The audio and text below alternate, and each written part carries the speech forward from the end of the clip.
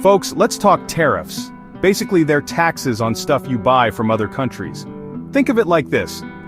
You order a pizza from your favorite Italian joint, but at the border, Uncle Sam slaps an extra fee on it just because it crossed a line on a map. Now, your pepperoni pizza just got a whole lot pricier. That's what's happening now with this whole tariff pause thing. See, Trump slapped a 10% tariff on almost everything coming into America. Everything. From Vietnamese shoes to German cars, it's all getting hit with this new tax. Sure, they call it a baseline, but let's call it what it is, a price hike on stuff you buy. Now, some folks are getting a temporary break. For 59 countries, tariffs above this 10% are on hold until July. This means countries sweating bullets over those crazy high tariffs. I'm talking 46% on Vietnam, 44% on Sri Lanka. Get a little breathing room. But here's the kicker. They still gotta pay that 10%. It's like getting a discount on a speeding ticket. You're still paying, just a little less. So who wins in this whole tariff tango? Well, Vietnam for one. They were staring down the barrel of a recession, and this pause might just save their bacon. But let's not kid ourselves, folks. Everyone's still paying more than they were before. That 10% tariff, that comes out of someone's pocket. Maybe it's the Vietnamese factory worker. Maybe it's you paying more for your new phone. And let's not forget about those free trade deals Trump tore up. Remember those? Deals with Canada, Mexico, Australia, South Korea, all gone. Poof! Now these countries, our allies mind you, are stuck paying the 10% too. And don't even get me started on those existing tariffs on cars and steel.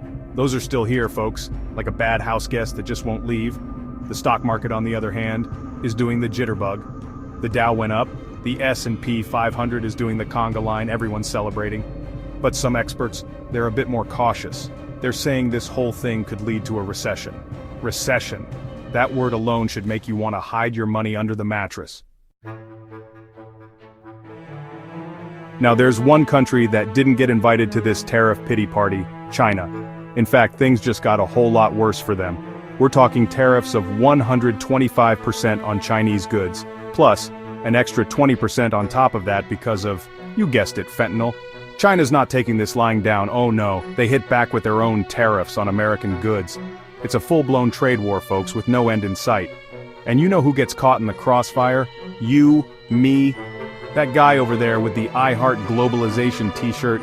We all pay the price when these two economic titans start throwing punches. So, is this tariff pause a good thing, a bad thing? Honestly, it's like trying to predict the weather in a hurricane.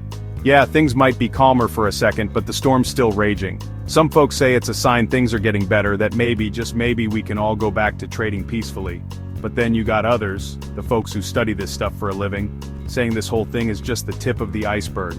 They say we're entering a new era of protectionism where everyone's looking out for themselves and global cooperation is about as common as a unicorn riding a Segway. So, what does it all mean? Is this really a pause or just the new normal?